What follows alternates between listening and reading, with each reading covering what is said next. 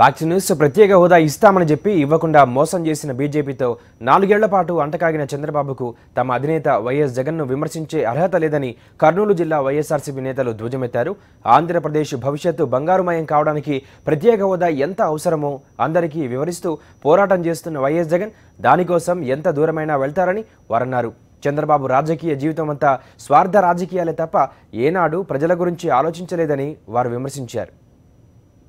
దివంగత నేత రాజశేఖర రెడ్డి గారు ప్రవేశపెట్టే పథకాలు, అటువంటి పథకాలు పేద ప్రజలు బాగుపడాలంటే జగన్మోహన్ రెడ్డి గారి నాయకత్వం అయితేనే మాకంతా బాగుండే ఉద్దేశంతో వాళ్ళందరూ నాయకత్వాన్ని బలపరచాలనుకుంటారు. 2019లో రాష్ట్ర ముఖ్యమంత్రిగా జగన్మోహన్ రెడ్డి గారు అయితన్నారనేది ఆ బాధ తట్టుకోలేకనే తెలుగుదేశంలో ఏదో ఒకటి మాట్లాడాలి.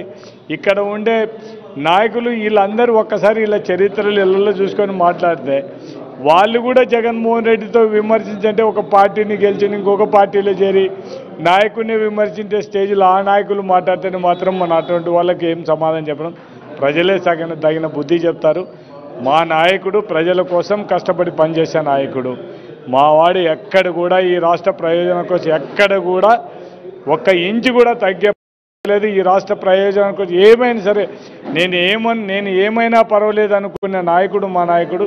ఈ రాష్ట్ర ప్రజల్లో అన్యాయం జరగకూడదు, నాకు ఇబ్బంది అయినా పర్వాలేదు, ఈ రాష్ట్రం కోసం పోరాడాలనే మనస్తత్వం ఉండేవాడు మా జగన్మోహన్ రెడ్డి గారు.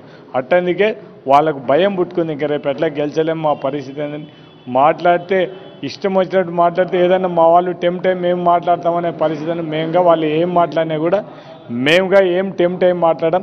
మేము ప్రజలకు మంచి చేయడానికే మాట్లాడతాం తప్ప ప్రజలకు అన్యాయం జరిగేది ఏదాన్ని కూడా క్షమించే ప్రసక్తే లేదు. చంద్రబాబు నాయుడు లాగా లోపాయి గారు ఒప్పందాలు, చీకటి ఒప్పందాలు ఇటువంటివి కాదు. జగన్మోహన్ రెడ్డి గారు ఏదన్నా ఉంటే ఫ్రాంక్గా ఉంటుంది, ఓపెన్గా ఉంటుంది, ట్రాన్స్పరెంట్గా ఉంటుంది. అదే చేస్తాడు. ఈ రాష్ట్రానికి ఏదైతే అవసరమో అది సాధించడానికి ఎంతటి తీవ్ర స్థాయిలో ఉద్యమాలైనా సిద్ధం ఇప్పటికే గమనించాం. కానీ చంద్రబాబు నాయుడు అలా కాదే. బీజేపీతో ఉండే రోజులేమో కాంగ్రెస్ని తిట్టి ఆడిపోసుకున్నాడు.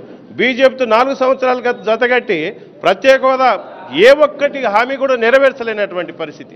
ఇవాళ మళ్ళీ కాంగ్రెస్తో అంటే 2 జాతీయ పార్టీలు కూడా ఈ విషయంలో ఆంధ్రప్రదేశ్కి అన్యాయం చేసిన సంగతి వైఎస్ఆర్సీ పార్టీ తీవ్రంగా ఖండిస్తుంది. మొదటి నుంచి కూడా అంటే అటు హామీ ఇస్తున్న బీజేపీ ఇవ్వలేదు ప్రత్యేక హోదా రాష్ట్రానికి. ఇటేమో ఆ రోజులో చట్టములు పెట్టకుండా మోసం చేసినటువంటి కాంగ్రెస్ పార్టీ 2 కూడా ఈ రాష్ట్రానికి అన్యాయం చేసినాయి. ఈ అన్యాయాన్ని ఖచ్చితంగా మేమైతే ఎదుర్కోగలుగుతాం.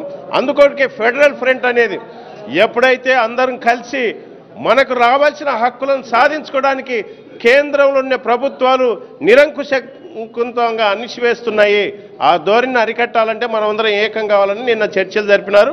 ఖచ్చితంగా సఫలమవుతాయి. ఖచ్చితంగా ఈ రాష్ట్రానికి మేలు జరగబోతుంది. జగన్మోహన్ రెడ్డి గారు ముఖ్యమంత్రి అయితే తీరుతారు. అప్పుడు చంద్రబాబు నాయుడు గారు అయితే అక్కడ ప్రచారానికి పోయినాడు. టీడీపీ తరఫున కాంగ్రెస్ తరఫున పొత్తు పెట్టుకొని అక్కడ అంటాడు, ఎవరైతే టీడీపీ ఎమ్మెల్యేలు ఫిరాయించినారో టీఆర్ఎస్లో చేరినారో వాళ్ళు ఖచ్చితంగా ఓడించాలంటాడు. సిగ్గు శరం లేకుండా మాట్లాడుతున్నాడు ఆయన. ఇక్కడ 23 మందిని పశువులను సంతలో కొన్నట్టుగా కొని వాళ్ళను ఒక డూప్లికేట్ ఎమ్మెల్యేలుగా మార్చేసి వాళ్ళ తరఫున మళ్ళా వాళ్ళనైతే ఓడించమని ఇక్కడ కూడా చెప్పొచ్చు కదా. పార్టీ ఫిరాయింపు అనేది ఎంత ద్రోహమైన చర్యనో ఆయనకు తెలిసి కూడా ఇక్కడేమో ఎంకరేజ్ చేస్తూ అక్కడేమో వాళ్ళని వాళ్ళకు ద్రోహులను వాళ్ళు ఓడించడని చెప్పడంలో న్యాయం లేదని అందరికీ తెలిసిపోయింది. చీకొట్టినారు కూడా అందరూ. అటువంటి సందర్భంలో మేమైతే ఎవరిని పొత్తులో పెట్టుకోము.